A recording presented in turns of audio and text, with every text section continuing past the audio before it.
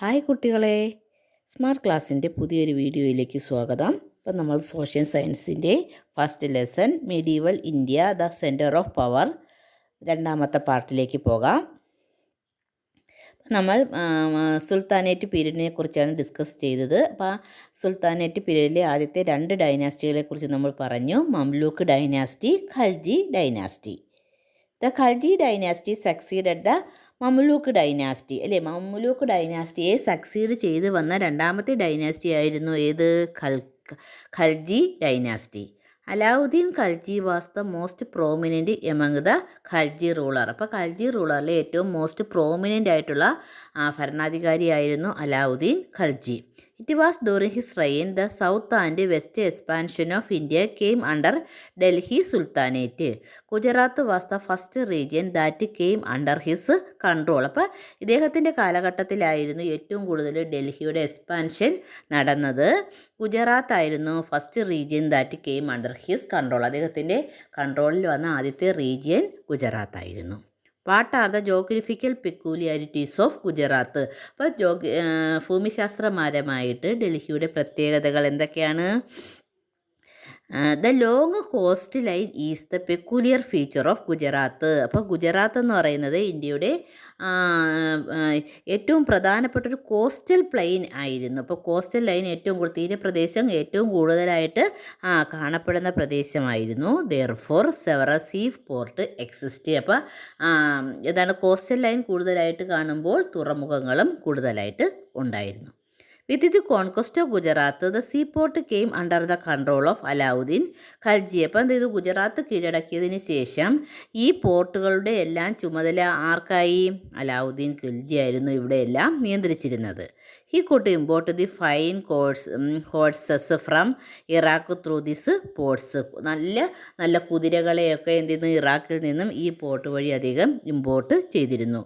This strengthened his military power and he conquered the region in southern and western India. അപ്പോൾ ഇത് ചെയ്തു അദ്ദേഹത്തിൻ്റെ മിലിറ്ററിക്ക് strengthen ആവുകയും അദ്ദേഹം സൗത്ത് വെസ്റ്റ് ഇന്ത്യയിലെ പല റീജിയൻസും കോൺകർ ചെയ്തു അദ്ദേഹത്തിൻ്റെ എംപയറിൻ്റെ ഭാഗമാക്കുകയും ചെയ്തു.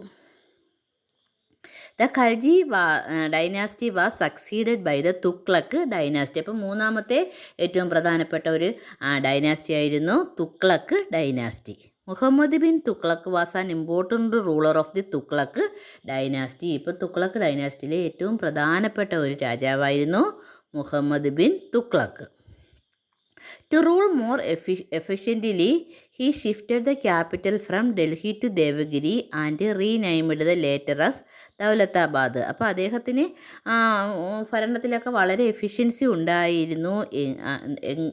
എന്നിട്ട് അദ്ദേഹം എന്ത് ചെയ്തു? അദ്ദേഹത്തിൻ്റെ ക്യാപിറ്റലിനെ ഡൽഹിയിൽ നിന്നും എവിടേക്ക് മാറ്റി? ദേവഗിരിയിലേക്ക് ട്രാൻസ്ഫർ ചെയ്തു. അപ്പം ഡൽഹി സെൻറ്ററായിട്ടാണ് എല്ലാ റൂളേഴ്സും എന്ത് ചെയ്തു? ഭരണം നടത്തിയത്. അപ്പോൾ അതിൽ നിന്നൊക്കെ വ്യത്യസ്തനായി അലാവുദ്ദീൻ ഖിൽജി എന്തു ചെയ്തു? അദ്ദേഹം ക്യാപിറ്റൽ ഡൽഹിയിൽ നിന്നും ദേവഗിരിയിലേക്ക് ഷിഫ്റ്റ് ചെയ്തു. And renamed the later as Daulatabad. എന്നിട്ട് എന്ത് ചെയ്തു? പുതിയ ഒരു പേര് കൊടുത്തു, ദൗലത്താബാദ് എന്ന പേരും കൊടുത്തു. Daulatabad was situated most centre of the expand state. Muhammad bin Tughlaq thought that other region could be control effectively by the shifting capital from Delhi to Daulatabad. അപ്പം ദൗലത്താബാദ് എന്ന് പറയുന്നത് ഈ അദ്ദേഹം പിടിച്ചെടുത്ത പ്രദേശങ്ങളിലേക്ക് ഒരു സെൻറ്റർ ആയിരുന്നു ഏത്? ഈ ദൗലത്താബാദ്. അപ്പോൾ അദ്ദേഹം വിചാരിച്ചു എന്ത് ചെയ്തു? ഈ പ്രദേശത്തിരുന്ന് തന്നെ എന്ത് ചെയ്തു?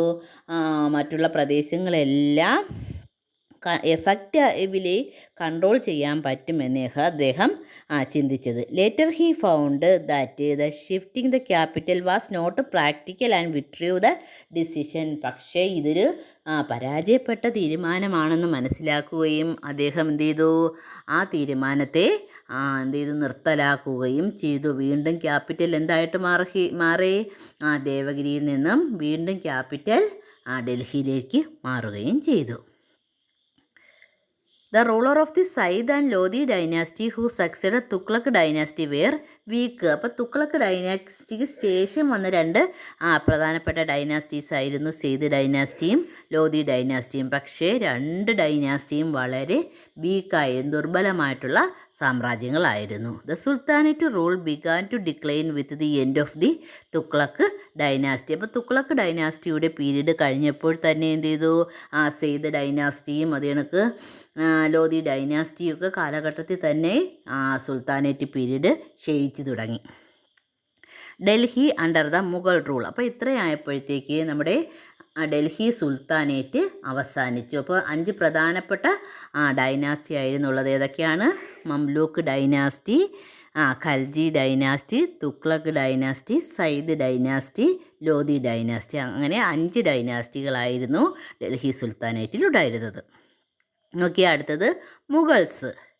26th April 1526, the armies of Sultanate ruler Ibrahim Lodi and Babur, the ruler of Kabul, fought at Panipat near Delhi. അപ്പോൾ 1526 ലാസ്റ്റ് റൂളറായിട്ടുള്ള ഡൽഹി സുൽത്താനേറ്റിൻ്റെ ലാസ്റ്റ് റൂളറായ ഇബ്രാഹിം ലോധിയും കാബൂളിൽ നിന്നും വന്ന ബാബറും തമ്മിൽ 1526 പാനിപ്പട്ട് എന്ന് പറയുന്ന സ്ഥലത്ത് വച്ച് ഒരു യുദ്ധം നടന്നു.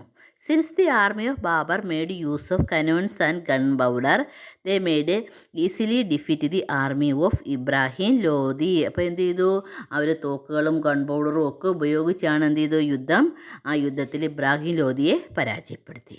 Babur entered the sultanate reign and established a new rule known as Mughal rule with Delhi as the capital. അപ്പോൾ ബാബർ സുൽത്താനേറ്റ് പീരീഡ് അവസാനിപ്പിക്കുകയും മുഗൾ സാമ്രാജ്യം ഇന്ത്യയിൽ ആരംഭിക്കുകയും ചെയ്തു. ഡൽഹി ആസ് ക്യാപിറ്റൽ, ഡൽഹി തലസ്ഥാനമാക്കി പുതിയൊരു സാമ്രാജ്യത്തിന് അവിടെ ഉദയം കുറിച്ചു.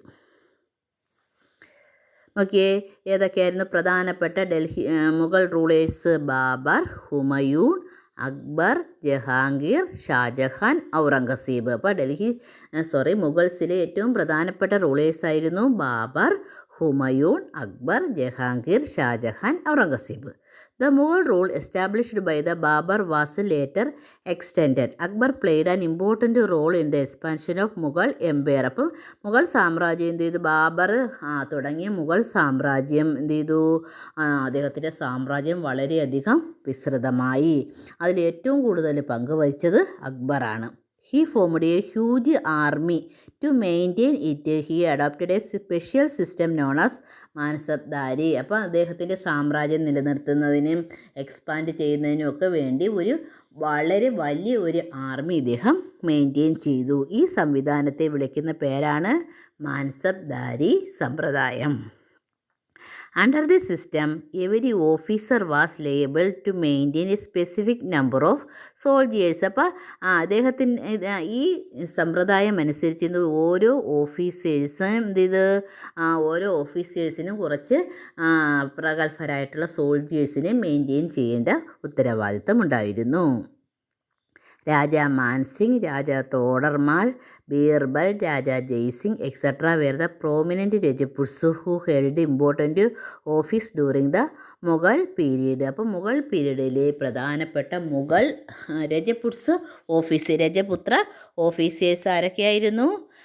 ബീർബൽ, രാജ തോഡർമാൽ, രാജ മാൻസിംഗ്, രാജ ജയ്സിംഗ്. ഇതൊക്കെയായിരുന്നു ഈ കാലഘട്ടത്തിലെ പ്രധാനപ്പെട്ട രജപുട്സ് എന്ന് പറയാം. Akbarnama and Aini Akbari. Akbarnama is the work on history written by Abul Fazal, a courtier of Akbar. The work is in 3 volumes. The first volume deals with Akbar's ancestors, the second with the events during the Akbar reign, and third with the Akbar's administration. The third volume is also known as ഐനി Akbari. അപ്പോൾ അക്ബറുടെ ചരിത്രത്തെക്കുറിച്ച് രേഖപ്പെടുത്തിയിരിക്കുന്ന 2 പ്രശസ്തമായിട്ടുള്ള ബുക്കുകളാണ് Akbarnama and Aini Akbari. ഏതൊക്കെയാണ്? Akbarnama and Aini Akbari. അദ്ദേഹത്തിൻ്റെ കോർട്ടിലുള്ള പ്രശസ്തനായിട്ടുള്ള ഒരു സ്കോളറാണ് അബുൾ ഫസലാണ് 2 കൃതികളും എഴുതിയത്. അപ്പോൾ who wrote Akbarnama and Aini Akbari? Abul Fazal. The important works of Abul Fazal, Akbarnama and Aini Akbari. The Mughal empire extend the most during the reign of Aurangzeb. അപ്പോൾ ഔറംഗസീബിൻ്റെ കാലഘട്ടത്തിൽ എന്ത് ചെയ്തു? മുഗൾ സാമ്രാജ്യം ഏറ്റവും കൂടുതൽ എക്സ്പാൻഡ് ചെയ്തു. He ruled for 50 years. ഏറ്റവും കൂടുതൽ കാലഘട്ടം ഭരിച്ചതും ആരായിരുന്നു? ഔറംഗസീബ് ആയിരുന്നു. Though the empire began to decline after Aurangzeb till lasted until 1857. അപ്പോൾ അതിന് ശേഷം എന്ത് ചെയ്തു? 1857 ഈ സാമ്രാജ്യം അധപ്പതിക്കുന്നത് വരെ എന്ത് ചെയ്തു? ഉള്ള രാജാക്കന്മാരെല്ലാം വളരെ വീക്കായിട്ടുള്ളത്. ഏറ്റവും ലാസ്റ്റ് ആൻഡ് ഇമ്പോർട്ടൻ്റ് റൂളർ എന്ന് പറയുന്നത് ആരായിരുന്നു? ഔറംഗസീബ് ആയിരുന്നു. അപ്പോൾ ഇത്രയുമാണ് നമ്മുടെ മുഗൾസ്. അപ്പോൾ എല്ലാവരും നല്ലതുപോലെ വായിക്കുക. നമ്മൾ ഇത്രയും കൊണ്ട് ഇന്നത്തെ ക്ലാസ് അവസാനിപ്പിക്കുന്നു. അപ്പോൾ എല്ലാവരും വീഡിയോ കാണുക. Please like and subscribe for more videos. Thank you.